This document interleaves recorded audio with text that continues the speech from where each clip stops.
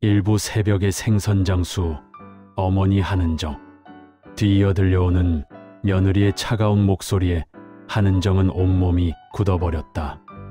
어머님, 진짜 형님 하나 때문에 이 동네에서 고개도 못 들고 다니겠어요. 제발 우리 재훈 씨 아끼는 거 좀 막지 말아 주세요. 그녀는 아무 말도 하지 못한 채 그 자리에 얼어붙었다. 방 안에서 이 모든 말을 들었을 딸 선아영의 굳은 얼굴이 눈앞에 선했다. 억장이 무너지고 창자가 끊어지는 듯한 고통이 밀려왔다. 그때는 정말 몰랐다. 그날 딸의 가슴을 후벼 판 그 독한 말들이 사실은 자신의 남은 인생을 송두리째 뒤흔들 거대한 폭풍의 시작이었다는 것을. 모든 일은 추석을 며칠 앞둔 새벽에 시작되었다. 하늘은 아직 어둑했고 공기에는 비릿한 냄새가 감돌았다. 한은정은 수산시장으로 향하는 낡은 트럭에 시동을 걸었다. 생선 내장 냄새는 코를 찔렀지만 그녀에게는 그 냄새조차 익숙하고 따뜻했다. 그건 고단한 삶의 냄새이자 두 아이를 키워낸 훈장 같은 냄새였다. 남편을 일찍 여의고 좌판 하나에 청춘을 바친 세월. 그녀는 아들 윤재훈과 딸 선아영을 남부럽지 않게 키워냈다. 남들 눈에는 그저 생선 장사꾼으로 보였지만 한은정에게는 자부심이 있었다. 트럭 핸들을 잡은 손은 굵고 투박했지만 그 손으로 가족을 지켜냈다. 시장에서 배운 인생의 진리는 단 하나였다. 돈보다 사람이 먼저다. 겉보다 속이 더 중요하다. 그녀는 자식들에게도 늘 그렇게 가르쳤다. 좌판을 막 펼치려던 그때 전화벨이 요란하게 울렸다.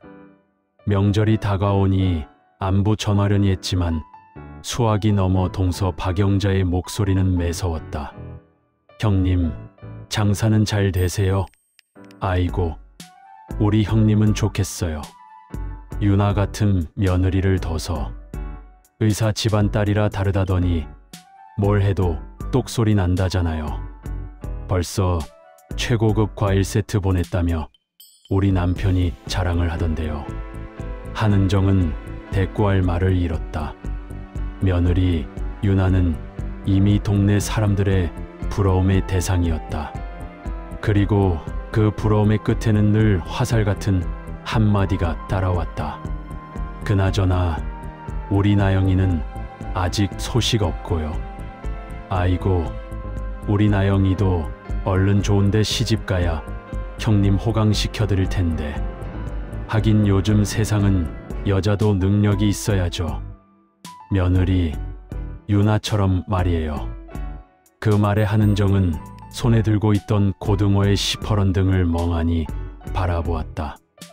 등줄기까지 저릿하게 식은 느낌이었다. 능력 없는 엄마 밑에서 자란 내 딸은 혼자 하나 변변치 않다는 뜻이겠지. 한은정은 목구멍까지 차오르는 말을 꾹 눌러 삼키며 애써 태연한 척 말했다. 알아서들 하겠지. 동선아, 잘 챙겨. 전화를 끊고 나서도 한참 동안 손이 떨렸다. 자식 농사 잘 지었다는 말 한마디 듣겠다고 새벽마다 뛰어다닌 세월이 떠올랐다. 아들 덕에 얻은 며느리가 자랑스러웠지만 그럴수록 시집가지 못한 딸 나영이 생각에 마음 한구석이 시렸다. 그날 저녁 퇴근한 나영이 다정하게 어깨를 주물렀다. 엄마, 오늘 많이 힘드셨죠? 이거 드세요.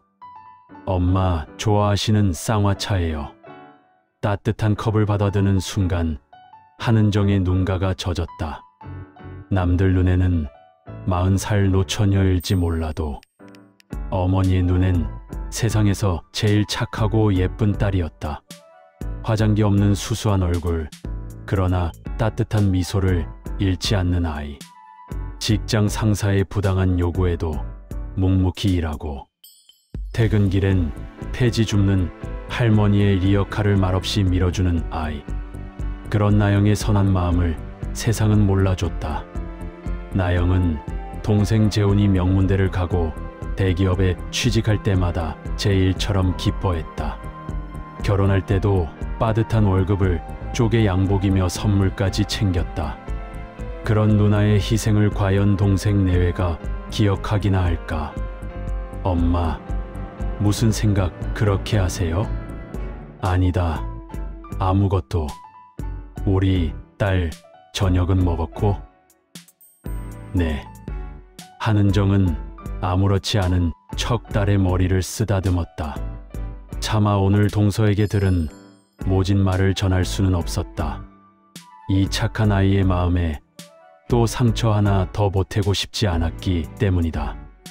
며칠 뒤 시장 한쪽 구석에서 딸을 우연히 보았다. 나영은 허름한 행색의 젊은 남자 앞에 따뜻한 커피를 건네고 있었다. 한눈에 봐도 거리 생활을 하는 노숙자였다. 나영아, 넌 지금 뭐 하는 거냐? 엄마, 여긴 어쩐 일이세요? 저런 사람이랑 뭘 안다고 말을 섞어. 저러다 해코지라도 당하면 어쩌려고. 한은정은 다급히 딸의 팔을 잡아 끌었다. 하지만 딸은 그 손을 뿌리치며 말했다. 엄마, 그러지 마세요. 이 사람 나쁜 사람 아니에요. 며칠째 아무것도 못 드셨대요. 그때 고개를 숙이고 있던 남자가 조용히 입을 열었다. 제가 폐를 끼쳤습니다. 정말 감사합니다. 그는 커피를 한 모금 마시고 깊이 고개를 숙인 채 조용히 떠났다. 그의 뒷모습을 보며 한은정은 긴 한숨을 내쉬었다. 내 딸은 왜 저렇게 사람을 잘 믿고 마음을 다 줄까? 세상은 그렇게 순하지 않은데. 하지만 그때는 몰랐다. 그 남자와의 우연한 만남이 이 가족을 거대한 소용돌이로 끌고 들어갈 줄은. 이부 추석날의 폭풍. 추석 아침 집안은 전 부치는 냄새로 가득했다. 아침부터 며느리 유나가 최고급 과일 바구니를 들고 윤재웅과 함께 도착했다. 의사 집안 딸답게 머리부터 발끝까지 명품으로 차려입은 유나는 부엌에서 전을 부치고 있는 선아영을 흘끗 보더니 말했다. 형님, 아직도 그러고 계세요? 어머님, 이런 건 이제 사람 써서 좀 하세요. 형님도 힘드시고 보는 저희도 좀 그렇네요. 녹두전을 뒤집던 한은정의 손이 순간 멈췄다. 오늘 저희도 좀 그렇다는 그 말은 마치 기름때 묻은 옷을 입고 명절 음식을 하는 자신의 딸이 부끄럽다는 뜻처럼 들렸다. 그때 기다렸다는 듯 동서 박영자가 도착했다. 어머, 이게 누구야? 우리 잘난 조카 며느리 아니셔? 아이고, 이렇게 예쁜 며느리 보셔서 형님은 참 좋으시겠어. 우리 나영이는 언제 저런 호강 한번 시켜주려나. 동서의 말은 비수처럼 한은정의 가슴에 꽂혔다. 윤재호는 어색하게 웃으며 아내와 숙모를 말렸지만 그들의 기세는 꺾일 줄 몰랐다. 온 가족이 모인 밥상머리의 대화는 자연스럽게 시집가지 않은 나영에게로 향했다. 나영이, 너도 이제 나이가 있는데 눈을 좀 낮춰야 하는 거 아니니? 제가 알아서 할게요, 숙모. 알아서 하긴 뭘 알아서 해. 내 동생은 벌써 장가가서 잘 사는데 누나라는 애가 저러고 있으니 동생 체면이 뭐가 되겠어. 결국 묵묵히 밥을 먹던 나영이 수저를 내려놓았다. 그녀는 잠시 한은정을 바라보더니 조용히 자리에서 일어나 자기 방으로 들어가 문을 닫았다. 그 모습을 보는 한은정의 심장은 갈기갈기 찢어지는 것 같았다. 그날 밤 그녀는 방문을 사이에 두고 딸의 흐느끼는 울음소리를 들어야 했다. 문을 열고 들어가 괜찮다. 다 괜찮다. 이 어미가 있지 않느냐고 말해주고 싶었지만 발이 떨어지지 않았다. 그저 방문 앞에 서서 귀를 기울였다. 해줄 수 있는 것이 아무것도 없다는 무력감에 주저앉고 싶었다. 그녀는 마음속으로 결심했다. 다시는 내 딸이 저렇게 문 뒤에 숨어 울게 두지 않겠다.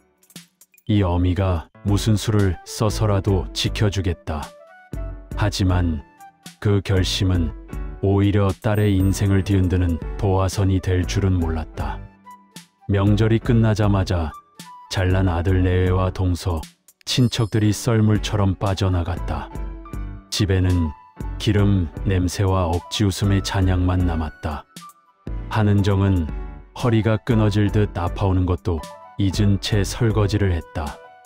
그릇들이 부딪히며 내는 소리가 마치 그날 오갔던 독한 말들이 다시 귓가에 맴도는 듯했다. 그날 이후로 나영은 눈에 띄게 말이 줄었다. 늘 엄마 옆에서 종알거리며 하루 이야기를 하던 아이가 이제는 묻는 말에만 짧게 답하고는 방으로 들어가 버렸다. 굳게 닫힌 문을 볼 때마다 한은정의 가슴엔 돌덩이가 내려앉는 것 같았다. 저 안에서 또 울고 있는 건 아닐까.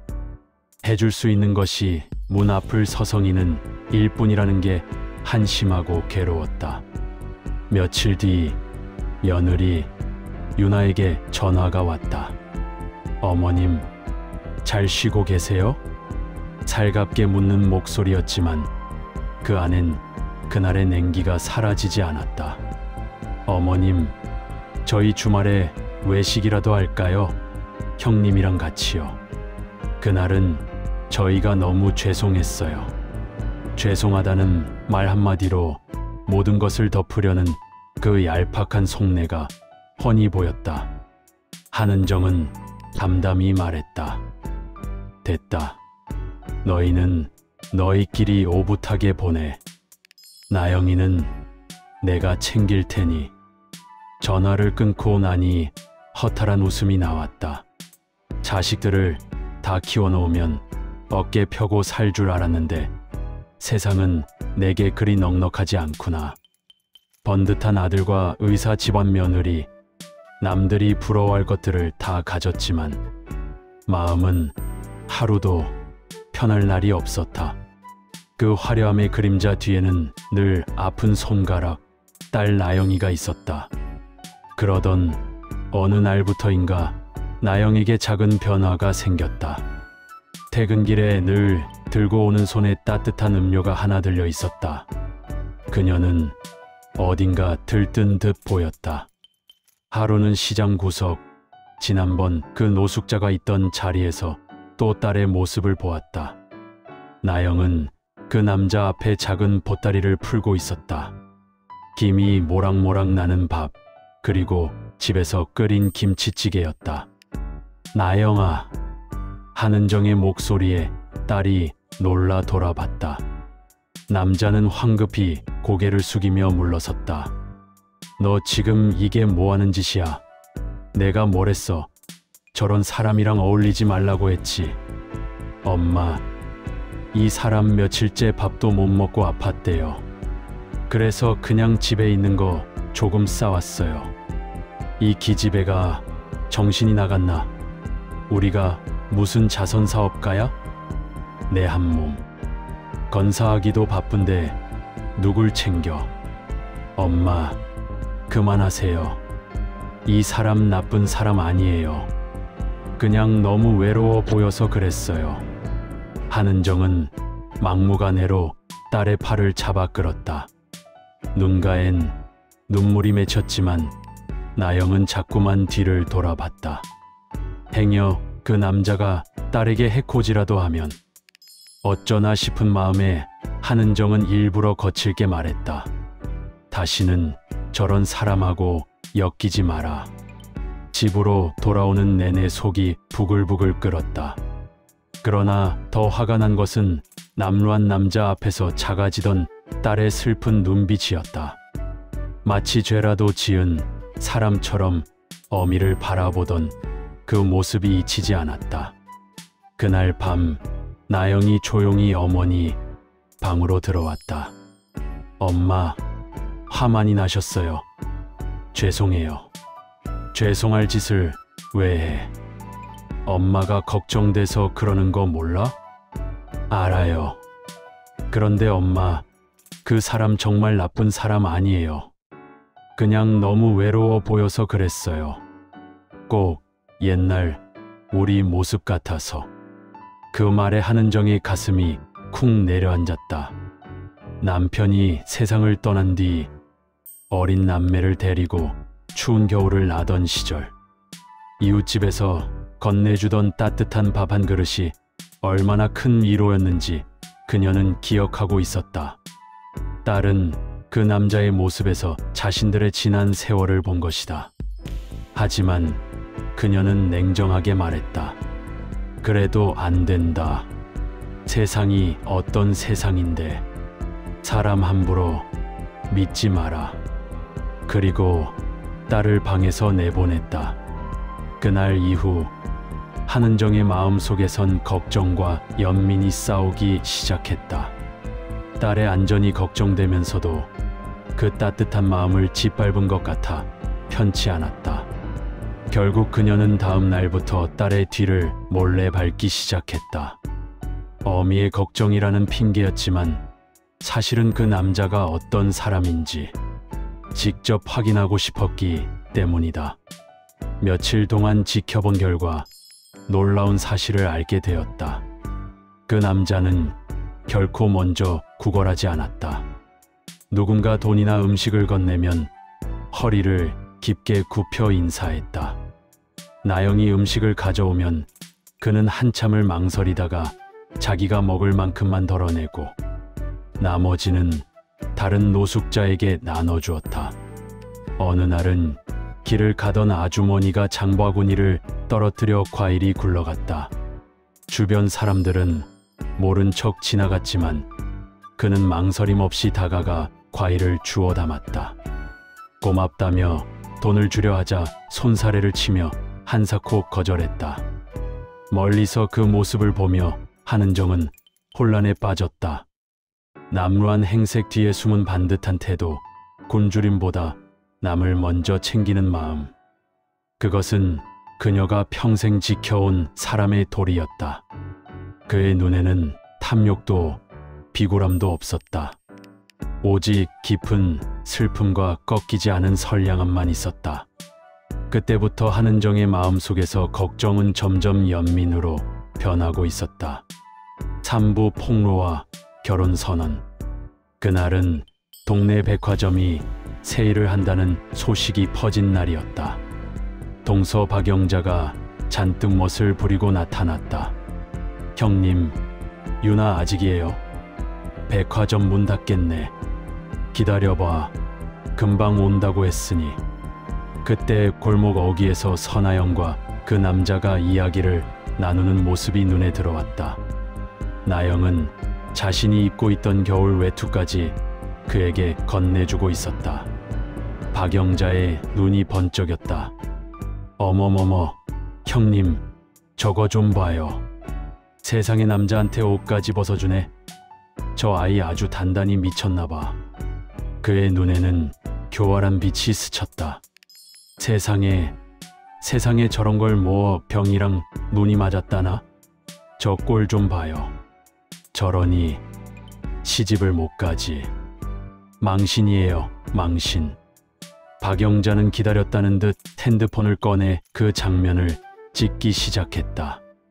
그리고 곧바로 어딘가로 전화를 걸어 떠벌리기 시작했다. 야, 그거 들었니? 형님네 딸 있잖아. 그 생선 장사하는 집딸.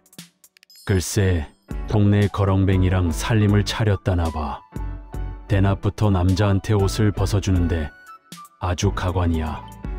그 목소리는 동네 전체에 울려 퍼지는 듯했다. 이제 곧 온 동네 사람들이 딸을 손가락질하며 더러운 소문을 만들어낼 것이 뻔했다. 아니나 다를까 며칠 뒤 시장에 나가자 분위기가 이상했다. 마주칠 때마다 인사하던 사람들도 슬금슬금 피했고 단골 손님들마저 외면했다. 매일 생선을 사가던 떡집 아주머니가 다가와 조심스레 말했다. 은정씨, 딸 단속 좀 해야겠어요. 아무리 시집이 급해도 그런 사람이랑 엮이면 안 되죠. 쯧쯧. 그 말 한마디에 한은정의 심장은 바닥으로 곤두박질 쳤다. 올 것이 왔구나. 박영자가 퍼뜨린 소문이 그녀의 삶의 터전까지 파고들기 시작한 것이었다. 애써 아무렇지 않은 척 생선 대가리를 내리쳤지만 마음속에서는 불길한 예감이 피어올랐다. 그것은 단순한 소문이 아니었다. 악의적인 입방아는 무섭게 번져나갔다. 이제 시장 바닥의 수군거림은 멈추지 않았다. 저 생선가게 아줌마 딸이 아주 볼만하다던데. 멀쩡하게 생겨서 시집 못 가더니 거렁뱅이랑 붙어먹는다지. 그들의 시선은 조롱과 경멸로 가득했다. 한은정은 더 큰 소리로 생선을 다듬고 돈을 받으며 태연한 척했다. 하지만 집에 돌아오면 텅 빈 방에 홀로 앉아 자신을 달래야 했다. 이 모든 게 내 딸의 그물은 마음 때문이야. 그 남자 때문이야. 분노와 자책이 한꺼번에 몰려왔다. 그날도 그렇게 화를 사귀지 못한 채 귀가했는데 현관문을 열자 믿기 힘든 광경이 펼쳐졌다. 딸 선아영이 그 노숙자의 낡은 외투를 손수 꿰매고 있었다. 한 땀 한 땀 마치 자기 옷이라도 되는 양 정성스러웠다. 그 순간 한은정의 머릿속에서 무언가가 툭 하고 끊어졌다. 너 지금 뭐 하는 짓이야? 그녀의 고함에 나영이 놀라 손가락을 찔렀다. 엄마 오셨어요. 이게 다 뭐야? 저 더러운 옷이 왜 우리 집에 있어? 너 아주 그놈이랑 살림이라도 차릴 셈이야? 동네 사람들이 너랑 나를 뭐라고 하는지 알아. 엄마, 제발 그 사람, 그런 사람 아니에요. 뭐가 아니야. 저런 놈 때문에 내가 시장 바닥에서 손가락질 당하고 내 동생이랑 옳게 얼굴에 먹칠을 하는데 뭐가 아니란 말이야. 한은정은 나영이 꿰매던 옷을 빼앗아 바닥에 내던졌다. 그러자 평생 고개 숙이던 딸이 처음으로 눈물을 머금은 채 어머니를 똑바로 바라봤다. 왜 엄마까지 그 사람을 그렇게 나쁘게만 보세요? 아무도 그 사람 마음은 보려 하지 않잖아요. 다들 겉모습만 보고 판단하잖아요. 겉모습. 야, 선아영. 그럼 내 눈에는 뭐가 보이냐? 옷까지 벗어주고 바느질까지 해주는 게 뭐야? 그 말에 나영의 눈에서 눈물 한 방울이 떨어졌다. 그리고 떨리는 목소리로 그러나 단호하게 말했다. 엄마 말이 맞아요. 저 그 사람한테 다 해주고 싶어요. 제 전부를 줘도 아깝지 않아요. 저 그 사람이랑 결혼할 거예요. 뭐라고? 그 사람이랑 결혼하겠다고요. 세상 사람들이 손가락질해도 저는 그 사람 손 놓지 않을 거예요. 그 한마디에 세상이 무너지는 것 같았다. 한은정의 머리가 핑 돌고 눈앞이 캄캄해졌다. 그녀는 벽을 짚으며 비틀거렸다. 딸이 거리의 노숙자와 결혼을 하겠다니 믿을 수 없는 악몽이었다. 한은정은 떨리는 손으로 전화기를 들었다. 이 미친 상황을 바로잡을 사람이 필요하다. 이 정신 나간 딸에게 쓴소리라도 해줄 어른이 필요해. 그녀는 결국 해서는 안 될 선택을 했다. 동서 박영자의 남편, 즉 자신의 남동생에게 전화를 건 것이다. 하지만 전화를 받은 건 박영자였다. 형님, 밤중에 웬일이세요? 한은정은 사정을 설명했다. 나영이가 노숙자랑 결혼하겠다고 해. 순간 전화기 너머에서 웃음이 터졌다. 뭐요? 결혼이요? 세상에 형님, 내가 뭘 했어요? 걔 단단히 미쳤다니까. 아이고, 이게 무슨 코미디야. 거렁뱅이를 사위로 드리겠다니 형님 축하해요. 한은정은 절망적인 심정으로 이번엔 아들 윤재훈에게 전화를 걸었다. 아들은 내 편이 돼줄 거야. 엄마, 이 시간에 왜요? 선우야, 큰일 났다. 내 누나가 이상한 소리를 해. 사정을 설명하자 수화기 너머에서 유나의 목소리가 날카롭게 끼어들었다. 뭐라고요? 형님이 그 남자랑 결혼을 해요. 지금 제정신이에요? 그녀의 목소리엔 걱정보단 분노가 가득했다. 어머님, 그걸 왜 지금까지 가만히 두셨어요? 제가 그럴 줄 알았어요. 어떻게든 싹을 잘랐어야죠. 이제 어떡하실 거예요? 우리 재훈 씨 체면이 뭐가 되겠어요? 윤재훈이 아내를 말리려 했지만 유나는 목소리를 높였다. 이건 우리 집안 명예가 걸린 문제예요. 어머님, 당장 형님 뜯어말리세요. 만약 그 결혼 진행하시면 저희는 어머님이랑 연 끊을게요. 명절에도 안 찾아뵐 거예요. 민지야, 그건 좀. 제가 못할 말이 뭐가 있어요? 이 결혼 절대 안 돼요. 전화는 매정하게 끊겼다. 한은정은 멍하니 전화기를 쥔 채 그 자리에 주저앉았다. 동서는 비웃었고 아들과 며느리는 협박했다. 세상에 혼자 남겨진 기분이었다. 그때 뒤에서 선아영이 조용히 말했다. 엄마, 이제 제 진심을 아시겠어요? 그 한마디에 억눌린 감정이 폭발했다. 내가 너를 어떻게 키웠는데 시장 바닥에서 욕먹으며 남들한테 아쉬운 소리 안 하고 살게 하려고 평생 바쳤는데 내가 나한테 이럴 수가 있어? 차라리 날 죽여라. 평생 한 번도 하지 않았던 모진 말이 쏟아졌다. 나영은 하얗게 질린 얼굴로 모든 말을 고스란히 들었다. 그녀의 눈엔 원망 대신 깊은 절망이 담겨 있었다. 한은정은 그제야 깨달았다. 내가 지금 내 딸의 마지막 희망을 짓밟았구나. 그녀는 말도 주워 담을 수 없었다. 인생 최악의 실수가 그렇게 시작되고 있었다.